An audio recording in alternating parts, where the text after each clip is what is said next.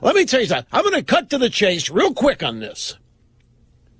And then I'm going to spend some time later on, because we're loaded here today, but I want to make sure you understand this right off the bat. The fact that the personal mandate stands. You still have to have insurance or pay the fine, dude. There is no out of that. The boss doesn't have to cover you next year or this year or what. The boss is totally out of it, but you still have to be covered.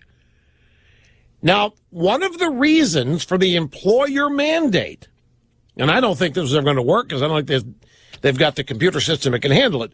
But on paper, the employer mandate, in addition to being an employer mandate, was also a way that they could tell who's covered and who isn't.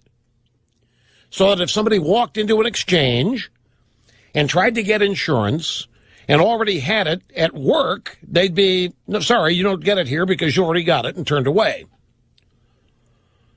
There was to be a record of who was covered by virtue of having the benefit at work and who wasn't. Well, that's gone.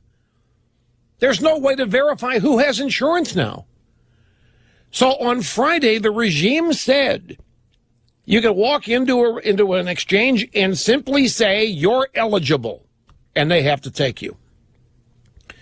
Right, that's the key. Subsidy. To get a subsidized insurance policy, I mean, your neighbor pays for it or pays for a portion of it. All you have to do to get a subsidized health insurance policy is to walk into a state exchange and say, I'm here and I'm eligible. Well, it's the honor system. Now, why? Why? Obama knows that this thing is imploding. Obama knows that it cannot be properly administered, but he doesn't care. What the regime wants is for as many people, that's one of the reasons they're advertising it. Two reasons they're advertising this thing, folks. Sorry to interrupt myself, but I've not lost my train of thought. Just stick with me here. As you know, they're advertising. Obama's running around doing campaigns for Obamacare. Partially, that's the 2014 midterm elections because they know that they lost big in the 2010 midterms because of Obamacare. So trying to do some fixing on the brand and have it, hopefully, from their standpoint, not be as big and negative 2014 midterms. But they're also trying to hustle business. Because Obama knows that the more people who actually go to an exchange and have a policy subsidized, provided by whatever, the government, the harder it's going to be to ever repeal this thing. That's what this is really all about. When you strip it all away, when you get down to the basic essentials here, the reason the employer mandate is gone is not because they can't implement it. I mean, the businesses, it is an election 2014 concern. But there's always something unstated, folks. There's always a reason they don't tell you. The more people who enroll for Obamacare, the harder it's going to be to take it away from them. Think of any other federal entitlement. And ask yourself, when was one repealed? There has been one. I can't think of it right now. But it didn't last long. But they don't get repealed. Can you imagine trying to repeal Social Security, for example? It never happened. Or Medicare or Medicaid. You can't imagine it, right? Well, there's still a chance to repeal Obamacare because it's a disaster. It is an implosion. It's a train wreck. It is. I mean, there are people searching the thesaurus trying to come up with the most unique way of describing the disaster this thing is. And really what it's boiled down to now is Obama's going to make it whatever he wants. Like George Will said on TV Sunday, he said what Obamacare needs to succeed is irrationality.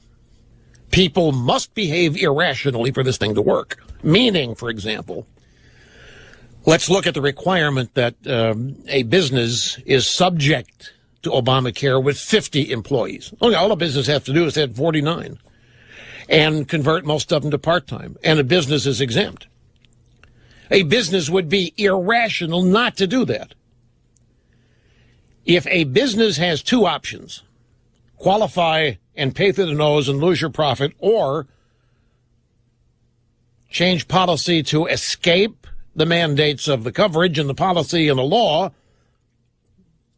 what are you going to do? You're going to do whatever you can to escape the requirements of the law. And that's what businesses are doing. They're converting people from part-time to full-time. We've got more part-time workers than ever in this country. And it's because of Obamacare. We have fewer full-time workers, fewer people working in careers than we've ever had in this country because of Obamacare and because of the economy in general. And it's because businesses say, hey, I can get out. This is before the mandate was canceled. I can get out of having to pay all this money for a health care benefit by simply shrinking my workforce. That's rational. The irrational behavior of the business would be to sit there and take the hit. And that's what George Will meant. People have to behave irrationally everywhere, up and down the line, in order for this thing to work. But where we are now is, even if the law, and by the way, this is up for grabs. There's two schools of thought on whether or not Obama even has the constitutional or statutory authority to delay the employer mandate.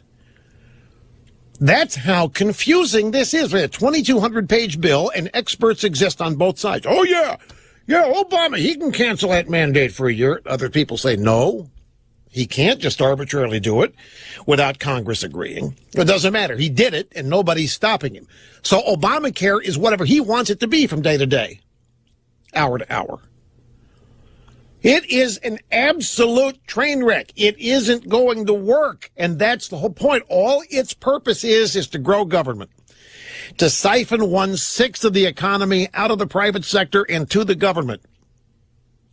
And again, the bare essential, the necessity, that when you strip it all away, the reason for what happened last week is to get as many people enrolled in Obamacare as possible, making it harder and harder to repeal it, because repealing it would mean taking away their insurance.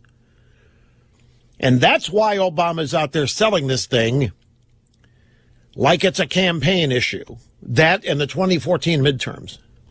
They need enrollees. And since the employer mandate's been canceled and delayed for other political considerations for Obama, the push is being made to force people in and to get them into these exchanges. Because look, people panic when they think they're going to be without health insurance. They panic. It's like it's almost worse than being without food. I don't know what it is, but you tell people they're going to not be able to go to the doctor for a month. You've got Panic City. There's something about healthcare psychologically that has developed in this country with, of course, by design, the Democrat Party and the media. But people don't think they can go a day without it. Their abject panic sets in. So the employer now doesn't have to provide you a health benefit. And most employers are going to say, you know what? I don't want this expense. There are other places my employees can go. The only employees who are going to have this health benefit are the ones the boss doesn't think he can do without. So you better go about making yourself indispensable at work. Because if you're not, your benefit's likely going to go, and you're going to have to go somewhere else to get coverage. And then you're going to panic, and you're going to go to the first place you can, and that's going to be an exchange. And that's what they want. Because once millions and millions and millions of Americans are covered by the government, there's no way you're going to pull that away from them. There's no way. So I had to laugh at all these people say, boy, I guess that's the end of Obamacare, Rush. Why don't the Republicans just say repeal the whole thing? Well, they should, by the way. But what happened last week does not mean the end of Obamacare. It just means Obama recognized it was in trouble and has taken steps to ensure it'll never be taken away, no matter how bad it is.